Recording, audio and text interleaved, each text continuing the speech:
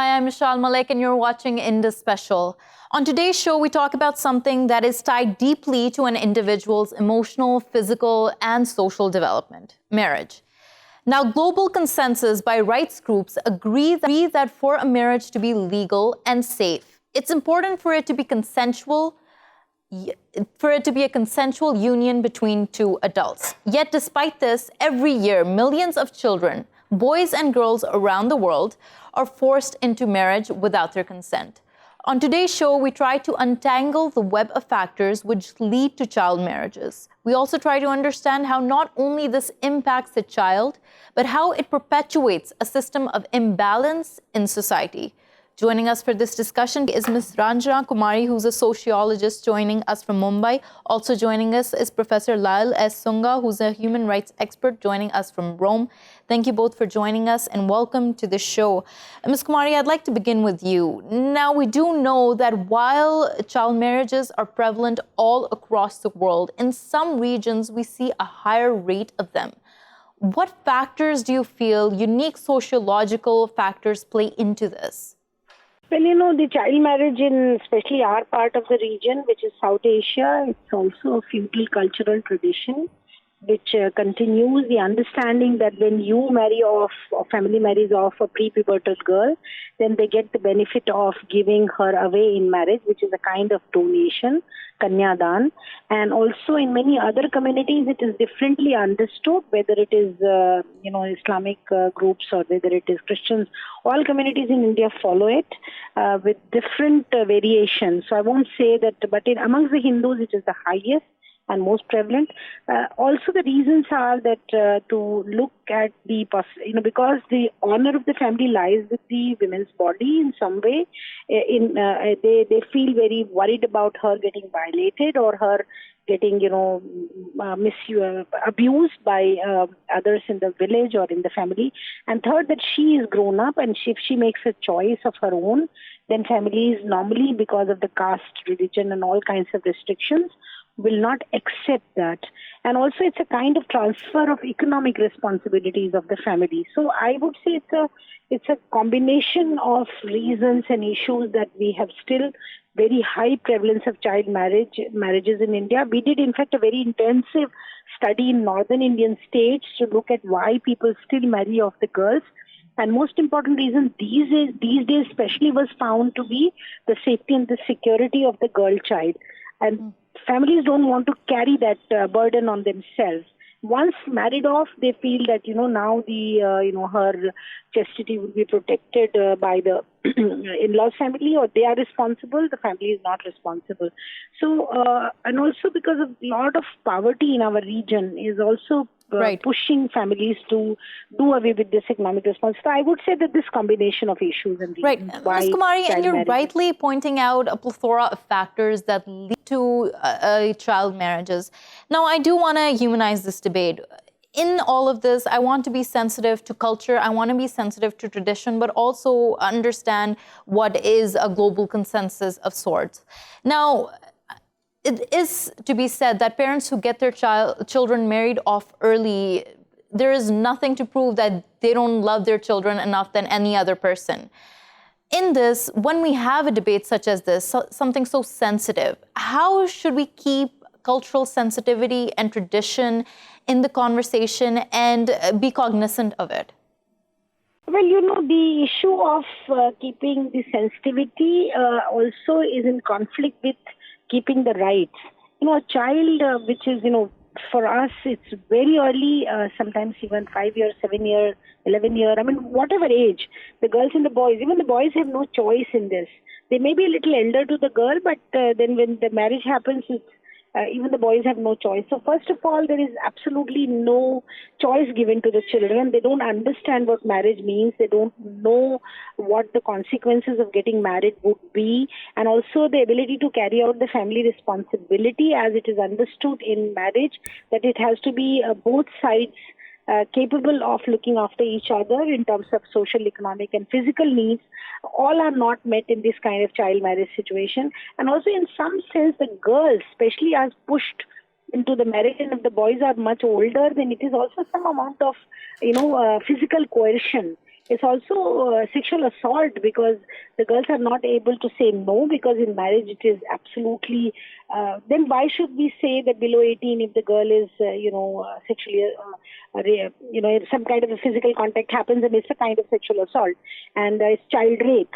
So this is something which also we'll have to keep in mind. So cultural traditions which are violating the human rights and rights given by the Constitution will have to be re-looked at. And this is what it is. So I don't. Ms. Kumari, I agree with you there that those interests that are culturally motivated but are in conflict with human rights need to be reevaluated, need to be critically looked at.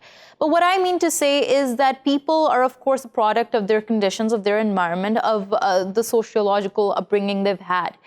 How do we engage with them meaningful in a way that it doesn't alienate them from the conversation? We are also relatable. We also talk and have a conversation in which they understand this point of view being put across.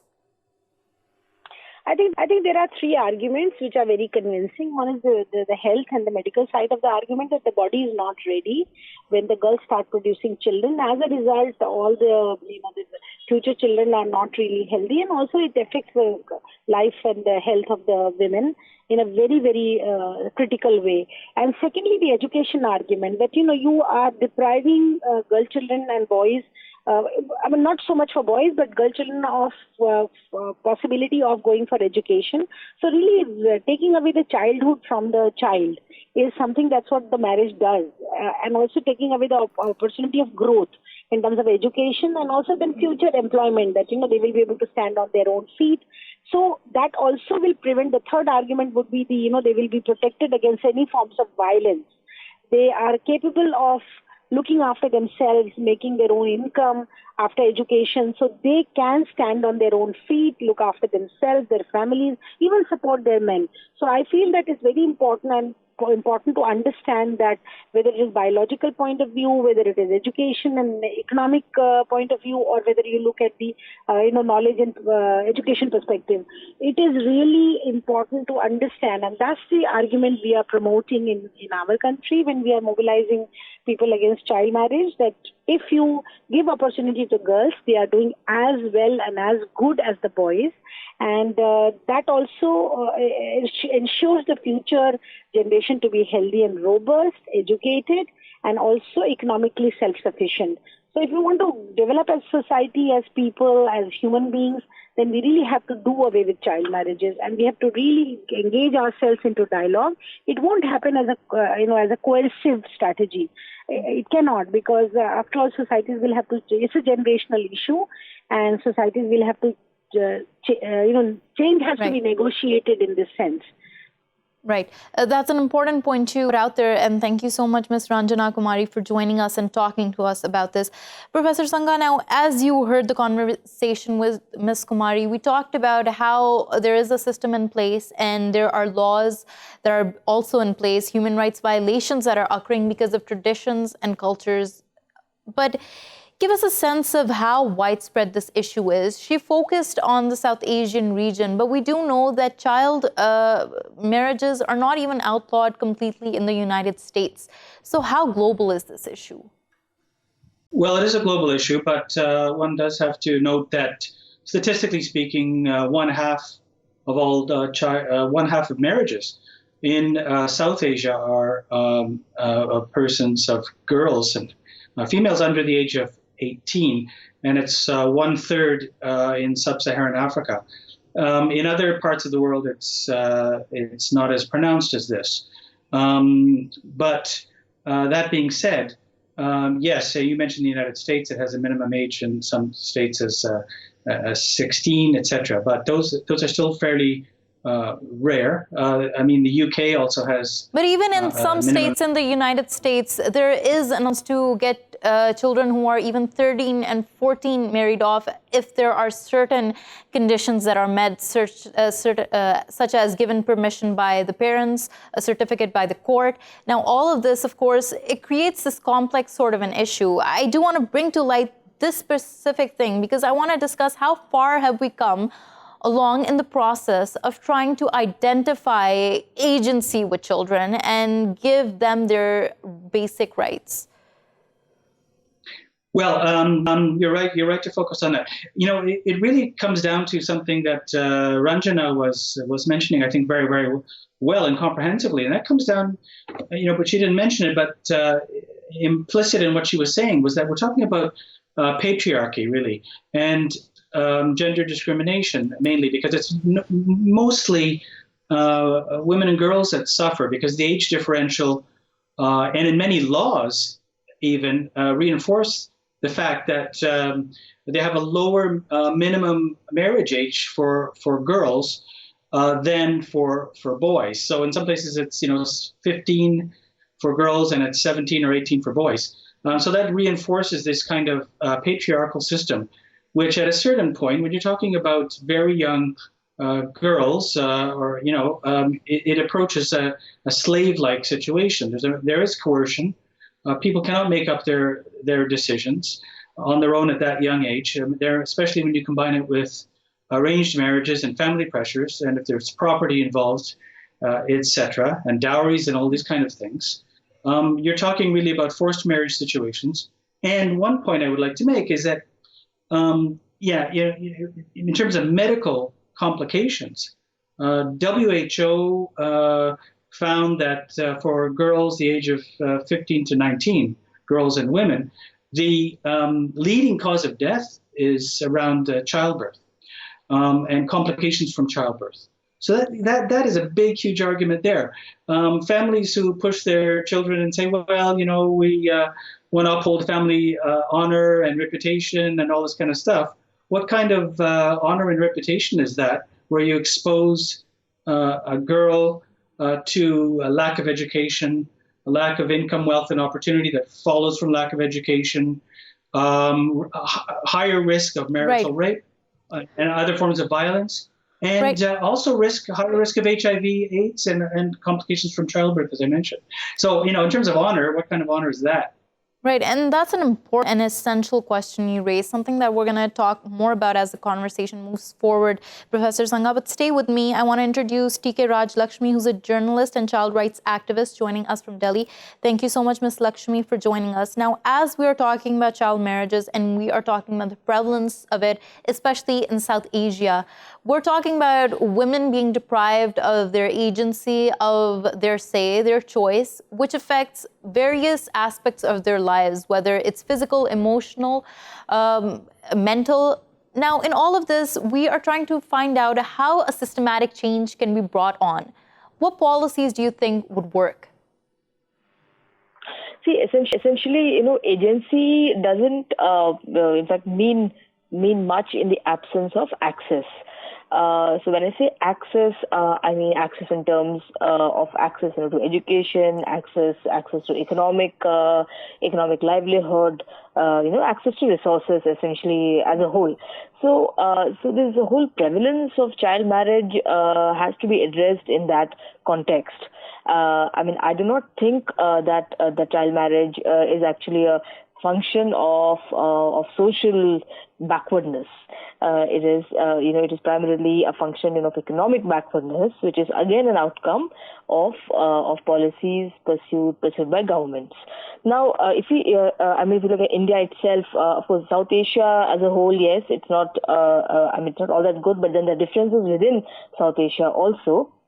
As far as India is concerned, yes, girls continue to be in fact unwanted. The economic value that is attached to them is not much. The social value attached to them is not much.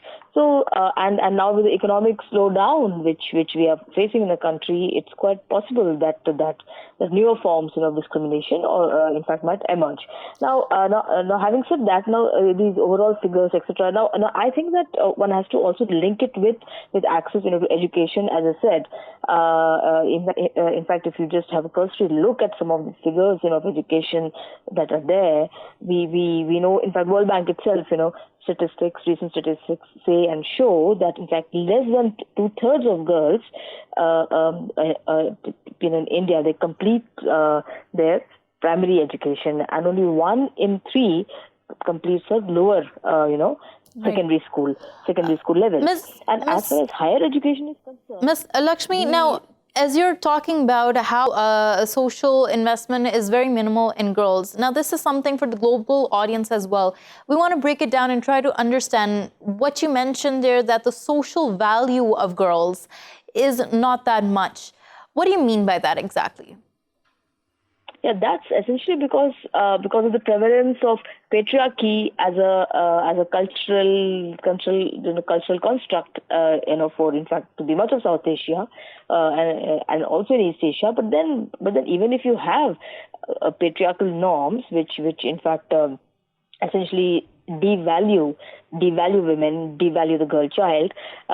If governments invest in people, what is called human capital.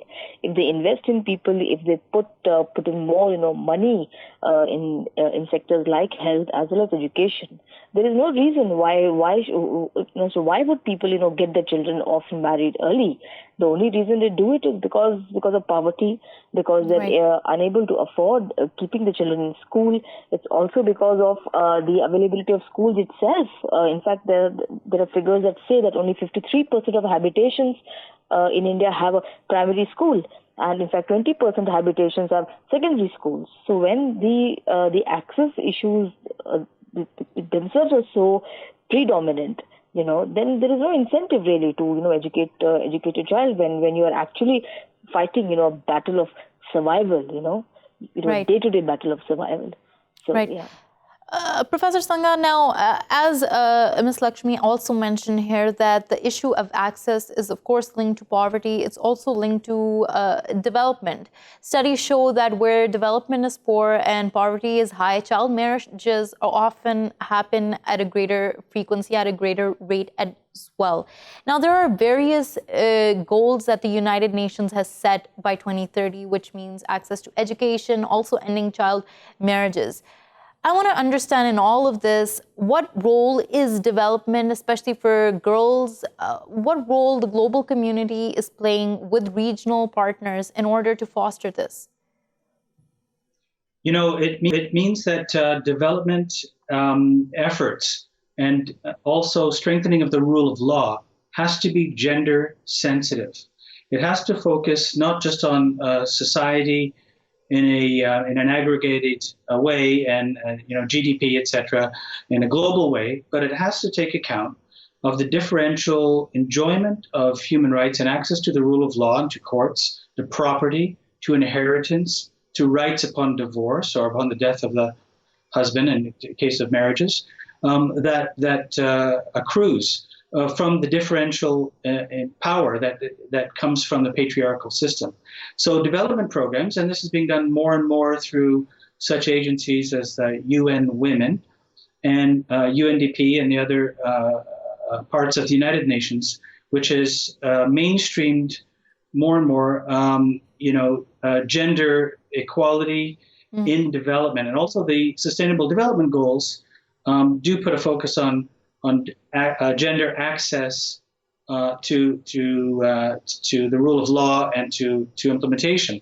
So laws can make a difference, and especially if the focus is on implementation. And just one last thing I would mention is that all governments should commit themselves to having strong commissions on the status of women to make sure that women and girls' rights across the board and all civil, political, economic, social, and cultural rights are strengthened, because that's where ultimately we're going to see a change also with education and awareness. Right. Those are important points you make. Ms. Lakshmi, Professor Sunga pointed out that legislation needs to be more gender sensitive. How do you think that needs to move forward, making legislation more gender sensitive? Because often that is a problem in itself, that lawmakers to exist not in a vacuum, but in a patriarchal system, they too have been socialized into believing certain things above others. How do we make legislation more gender sensitive? Yeah. See, for instance, I just said earlier that that even if you have, patriarchy, I mean, I wouldn't say that patriarchy is completely as a value or as a social norm has not exactly disappeared from the face of the earth. You have it in developed countries also. You have it in the East Asian economies, etc. But then, as I said, investment in human capital rather than make it to be gender sensitive. I would say people sensitive, poor sensitive, policies and programs, which mean that you have to invest in human capital. You have to put in more money in health as well as in education and public funded programs, which the East Asian economies did, which in fact China did, which America did. Now if you look at, in fact, even within India, there are huge disparities. In Kerala, a state like Kerala, it's in fact the literacy rate is 98%, for women in the age group of 7 to 29, while the average, the Indian average is around 60%, which is 22 percentage points below the global average. So these interstate disparities also exist in the country, but then states are cash strapped. But in spite of that, if there is political will, Kerala has had left-led governments for several terms, and it conducted land reforms. It redistributed land. So this is all part of our overall policy perspective, but that has to be there, at the center of everything. Ms. Lakshmi, on that point specifically, I do want to put another question to you. How important do you think it is for the involvement of female lawmakers in the entire process of constructing laws, of putting out their perspective? When we're talking about such gendered issues, and not just gendered issues, but human rights issue, what do female lawmakers bring to the table? Well, I do not think that they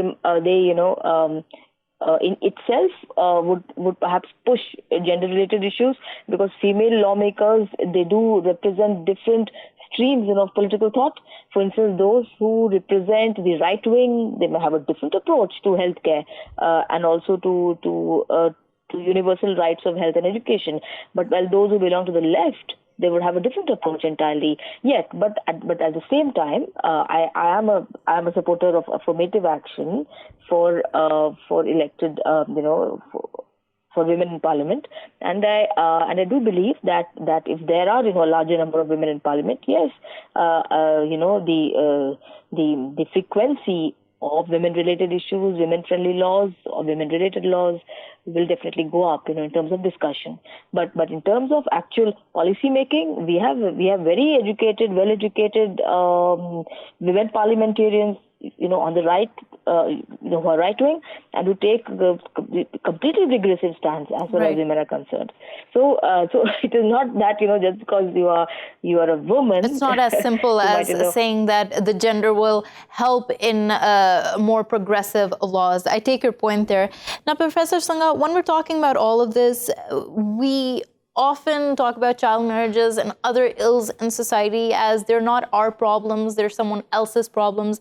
There might be some relatability issues. We see them around, but we might not completely be able to understand them. But of course, what happens to one family in a society, a group of girls, impacts society at large. So in this, what steps can society and communities take in order to help those who are in these situations which lead to child marriages? Yeah, I think you're right. It's really about empowerment, and if we really believe in human rights for everyone, and that's why I don't speak necessarily about women's rights, but about human rights of women, instead of ghettoizing it.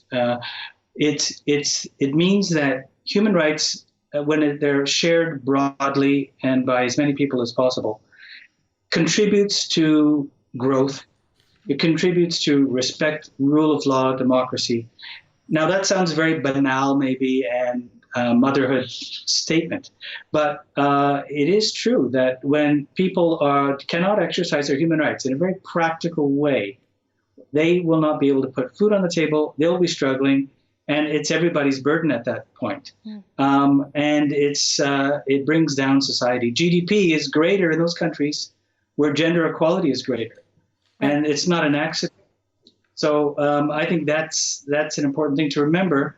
But the other thing, of course, is always in all countries, distribution has to be equal. We're not just talking about global, GDP increase, and it has to be distributed. And that means, that power, empowerment, access to rights has to be much more equal for both genders. And I would maybe end with that statement. Maybe one last thing, which is a little bit of a wild card, but has to be taken account of, is that if you look at the ratifications of the United Nations Convention on the Elimination of All Forms of Discrimination Against Women, unfortunately, many states have entered reservations that say that the whole convention doesn't apply domestically if it's in conflict with Sharia law. And they've made a huge exception. If you look at most of the countries across the Middle East and across the world that have Sharia law, they've been putting an exception there and trying to put Sharia law above international law, including the human rights of women. And that, I think, is not correct, and that should be revisited by all countries who have this kind of reservation to the CEDAW Convention, to the Women's United Nations Convention for on women. On that point, we're going to unfortunately wrap up this segment since we've run out of time. But thank you so much, Professor Lyal Sunga, for joining us from Rome, and TK Raj Lakshmi for joining us from Delhi. We're going to go for a short break. When we return, we talk about how the idea of marriage and divorce is changing around the world. Stay with us.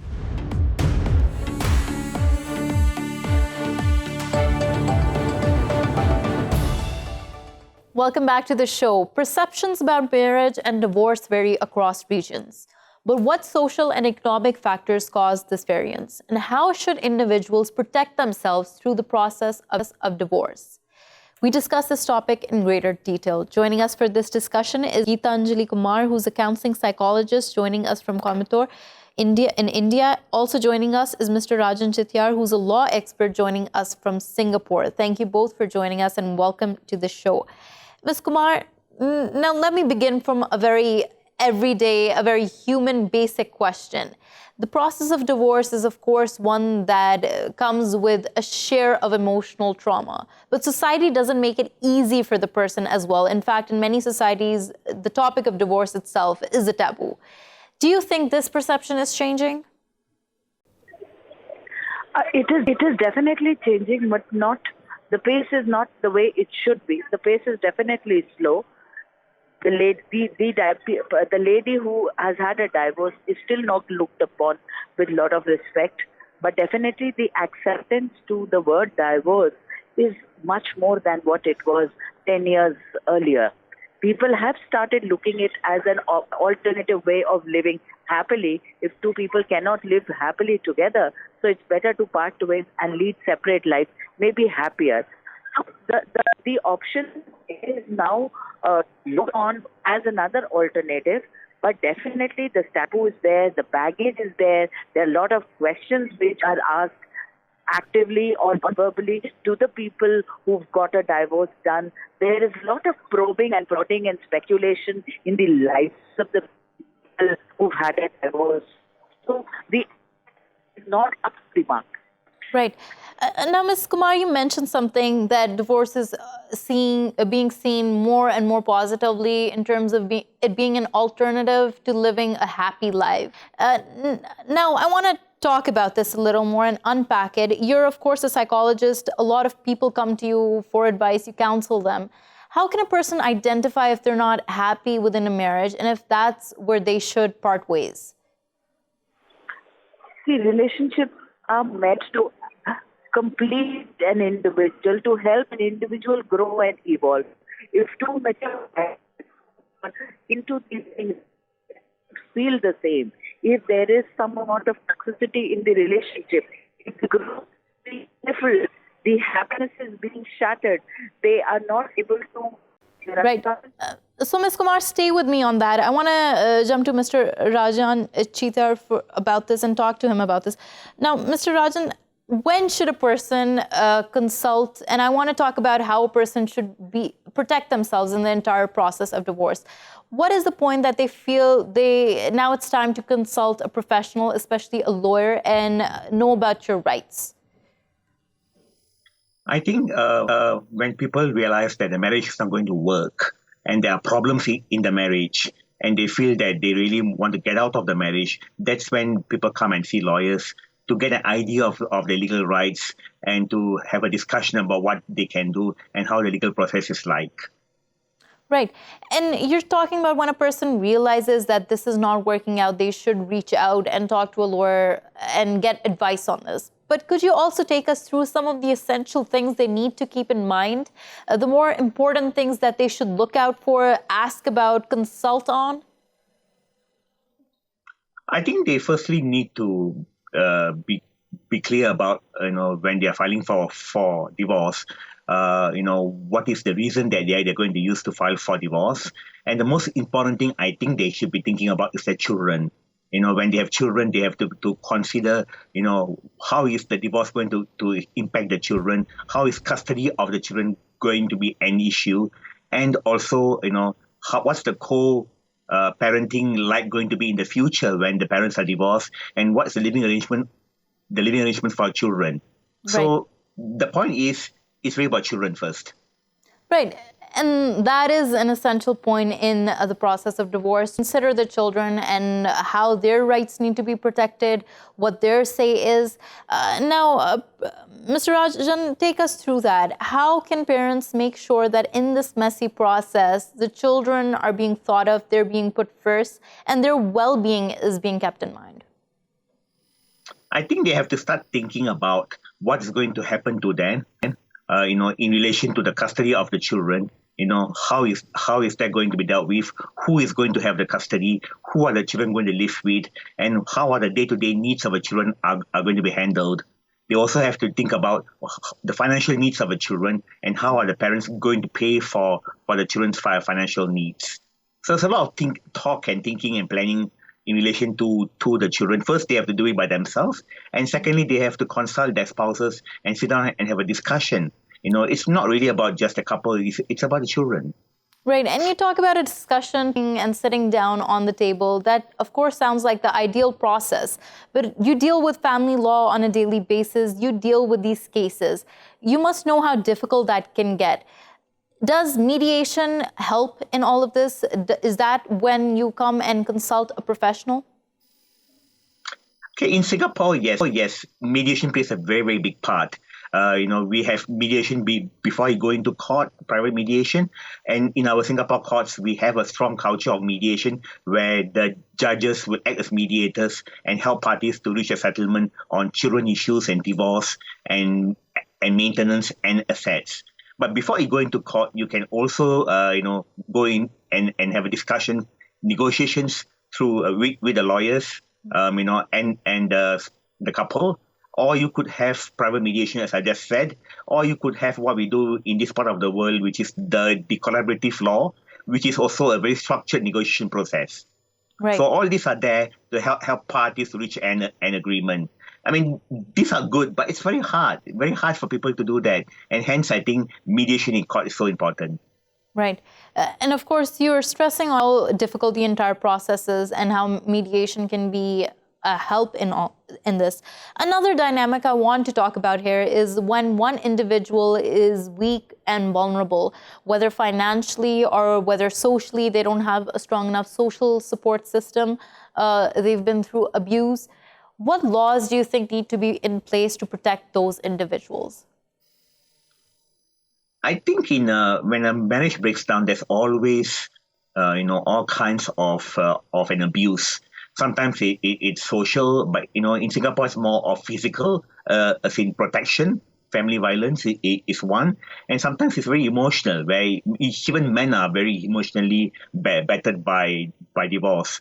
So in our laws here, we do have counseling. That plays a very big part in our Singapore courts, where the counselors will help the parties while they're going through a divorce. And we also have laws where for family violence, where people are protected, and right. Parties are also parties are also encouraged to go for private counseling to try and deal with the issues. So in Singapore, it's more of physical, emotional, financial. Right, and you've been working in Singapore for a very long time, dealing with family law. Do you feel like trends have been changing there? Can you witness a trend shifting? Sure, there's a big trend changing where people are now open to divorce. The Indians in Singapore, or the Indians from overseas who live in Singapore are very open to divorce. So there is a big trend where people are, saying, look, here, it's not going to work out. Let's go for divorce. I also see a trend when people feel that the marriage is over in the first 1 to 2 years of marriage. And that's really very short. Right. Of course, that is shocking to hear and everything. And how does Singapore help to support individuals in different ways? How does the government help to support those individuals who, as I mentioned before, might not be as financially strong, but of course, they're going through a situation that is rough. They're going through emotional trauma, and that's why they filed for divorce. Financially, I mean, we do have legal aid if you do not have the financial means, and if you fulfill the criteria for legal aid, you get legal aid from our government. If not, it's really the support comes from our courts. I think our Singapore Family Justice Courts provide a lot of support, in not only in mediation, but also in counseling, and also to make sure that the clients are strong enough to go through the divorce process. And I think lawyers play a very, very big part in Singapore, and we are trained to take care of the emotional needs of clients. Right. Ms. Geeta, as we've been talking about, that a support system really matters. And many women, many individuals, I won't just restrict it to women here, but many individuals, of course, may not have a strong support system. But during this time, how do you think the what role the state should play in supporting women, supporting children who are going through this tough family situation? Definitely, the support system is very, very important for a marriage to work, or for a marriage to change the shape and people to move out of marriage. Definitely, a support system is required. If the lady is a single person, or she's going to be living as a single parent, so close family system, extended family system. In a lot of cases, we see the families do not rise up to, they call it is the friends and the colleagues which try and help the person who moves out of the marriage. And I think that is one reason also why a lot of women take time to decide upon whether they would want to live a heavy marriage, a toxic marriage, or would they like to move out of the marriage, because they feel lonely, they feel helpless, they feel they perhaps lack the courage because of the absence of a effective and a positive support system. Because if in a marriage, if it doesn't work, it is two people in the relationship who have perhaps not contributed effectively. So the blame cannot be put on the single person. Right. But the lady... Ms. Kumar, now in all of this, of course, the trauma that we're talking about, the problems that a person faces, there is a lot that is going on. I want to shift the conversation and talk about the mental health of the individuals who are going through divorce, the entire family. How important, not just for this situation, but for other situations, is it to make mental health and facilities and reaching out to doctors more accessible? It depends upon the maturity and the intellect of a couple, because a lot of matured couples who actually go in for marital counseling when they are applying for moving ahead for divorce. They prepare themselves, they prepare their children, they prepare their extended families for the divorce. They work out the logistics. They take mutual decisions in terms of liability of children, in terms of maintenance of children, visiting rights, meeting rights. Everything is worked out, and how to live without the partner, how to maybe live not as enemies but as friends. In certain marriages where the reason of divorce is too much of abuse, too much of disrespect and insult or infidelity, in such cases it becomes very difficult for mutual agreement and mutual decisions. But at the same time, the mental health is also at stake. Is where the lady is very vulnerable. The lady requires a lot of counseling and supportive interventions. How would she rehabilitate? Is she financially independent? Is she professionally qualified? Will she be a burden for the parental family? How can she look after herself? There are immense number of concerns which the person is trying to work out within herself. There is so much of anxiety and guilt in the person as to I'm to be blamed for the relationship not to have worked. There's something wrong in me. If the man diverted out of the marriage, then I could not hold on my man to myself. So there is a lot of self-blame, guilt, distrust, and it's very difficult for a person to again start a life. Right. And do you feel like in all of this, women are more disproportionately impacted by everything that we're talking about?